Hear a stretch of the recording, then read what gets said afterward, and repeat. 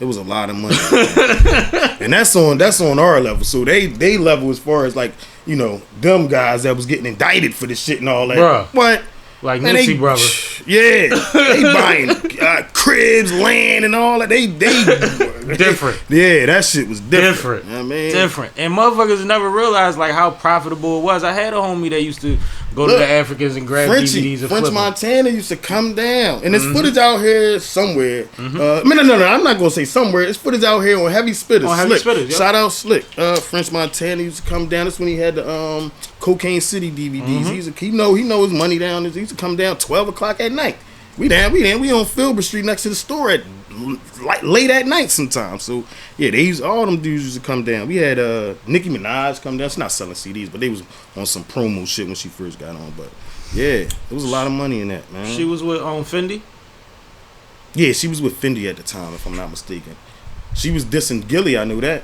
She was dissing Gilly around that time. Oh. She might not have been with Fendi then, because I think that was she was dissing Gilly because of Lil Wayne or some shit. I don't know, but it was around that time. But I remember around that time. That's when it was like 4 dudes, Sean Kingston, Lil Mama, and all that. That's when they era was starting to come out and shit. That's crazy. And you was just like, see, the funny thing about it is one thing to be in the mix, to be able to get in the clubs, to get in the VIPs and all of that. But the way it was running here, motherfuckers was pulling up on y'all where y'all was at. Right. And every neighborhood had somebody niggas was pulling up on. Like, I even done been out near Willow Grove on the projects out there. And niggas was interviewing the rapper out there. You know what I'm saying? Like, look, a lot of people wanted to come to the music hut just to get the wall. We had them drop walls. Backdrop, yep. I mean, they used to just, can we just do this? A lot of legendary stuff came about just people random video shoots in that joint too. That From the Muscle was a random joint. That wasn't planned. That was a random joint. That was see, all right. Now on my side, my story is different from on Grippers and them side, because I heard Grippers tell the story, and it was kind of different than my side. It wasn't wrong. It was just different. His POV. Yeah, my from my side, it was just a random. Jeff said, "Yo, can I?" No, I'm not Jeff. Rain Man. He's like, "Yo, I'm trying to RJ Payne. shoot this." Yeah, RJ Payne. I'm trying to shoot this this DVD in the store. That's cool. I said, "Yeah," and he said, "Who is it?" He said, "Jeff from the Muscle." I was like, "Yeah, that's cool." So somewhere along the line is he got with Morris. They end up getting Reed. I think Grippers was with Morris, and then Reed, they was going to go get Reed, and then they brought him to the store. But when I talked to everybody, to them, it's just a random joint. But I don't know what they had going on, but it turned out for the best, man. It was a moment. From the Muscle, that was crazy. It was a moment. And boom, he ain't know nothing about it. He was coming around. Because I told you he was on 54th and Market. He was coming to the store to get something from the store, and just walked in on a DVD. Crazy. Just walked in on the DVD. Crazy. That's how that shit was. And you know what's crazy? We miss NH and Eddie Morris a lot, bro. Like, just the culture, the motherfuckers that know how these niggas used to give it up, the originality. Shout and out to H delivery, Morris, man. Like, I've only met Morris once. And I was making a play, and he was in the basement when I got a basement. I was like, "Oh shit, Eddie Morris." But he was cool then. Regular shit. He was cool then. That was my point. I'm about to say you wouldn't even knew he was the bull, right? Because he was chilling regular. But, I still be in contact with Eddie.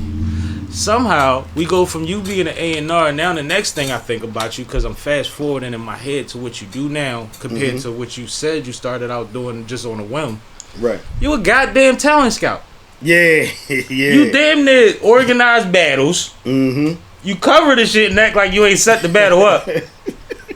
Yo, you be hilarious, bro. Yo, that's crazy.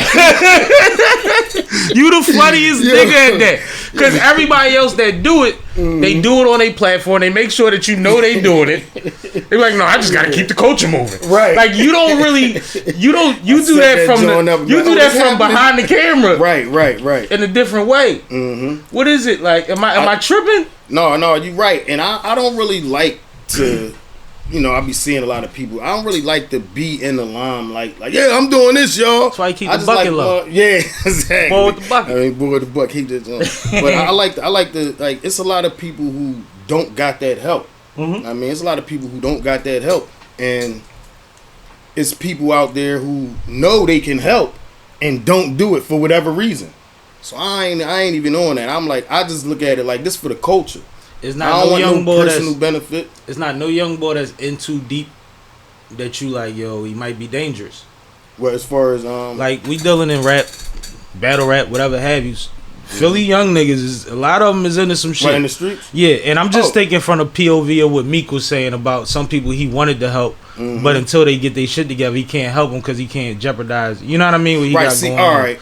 Now I agree with that to a certain extent. I agree with that 100% for him. For him, absolutely. For him, 100%. I just want to know where you land. But yeah, I look at it like me. I'm aware of that, but at the same time, I know like yo, I could help him get out of that. You know what I mean? Without fucking nothing up, but at the same time I do gotta pay attention and think for everybody else though, because they'll look at it like, oh yo, he went up. Oh no, so I'm the brand is bigger than you, even if it's not touch money. Right. Nah, it's bigger than Right. So I look at that like I do look at some of these young boys and like, yeah, I'm gonna stay the fuck away. And then I also look at them same young boys and be like, man, I should reach out to him. Cause I should reach out to him because tomorrow he could get out of that shit. And then at the same time, tomorrow he could be gone. You know what I mean, I watch these young like I was start just talking building about your this, legacy like, at 12 in the city. I watch these young boys that I watch be born, grow up and die. Like I just had a couple young boys die last couple weeks ago and shit. And they was kids, man. They was kids. So when I be seeing this shit, I'll be like, damn, I'm gonna reach out. But then I'll be like, oh, I don't want to reach out too much because he's still running around. Like, I mean, it's people dying around him, they killing and all that. But and some people don't know how to accept help. Right. I mean, but I always make sure to let them know that they could get with me with whatever, though. I always make sure of that. Like, yo, just call me. I mean, I call down there, reach out. I might call somebody in the hood, like, yo, what's up with such and such, man? He cool? I mean, I don't be wanting to put too much pressure on them, but I still check up on them to make sure they all right. I mean, see, that comes from your former business, knowing how to keep hands and eyes on things without always having to be in the middle or going directly to the source. Right, exactly. And respectfully at the same time, not being sneaky and talking behind nobody, but literally being like, you know, want to make sure you're all right. See such and such recently. Right, it's a lot of because I'm older than like they kids. Yeah, so it's a lot of them like. Grew up with their moms. Like I grew up with their dads and cool with them. Like they dad even in jail. Mom go like I watched y'all be born. So you know what I mean? And when they was growing up becoming who they are, they was watching the shit we was doing. And that's when we was still knee deep in it. So of course I know what y'all gonna grow up to do because y'all grew up under us. You know what I mean? So I never turn my back on them. But none of the ones that directly came up under me, I never turn my back no matter what. Absolutely. But like some of the ones that I know along the way that I'm not as close with, I don't embrace too much because they got a lot of shit going on and I don't know what they cut from.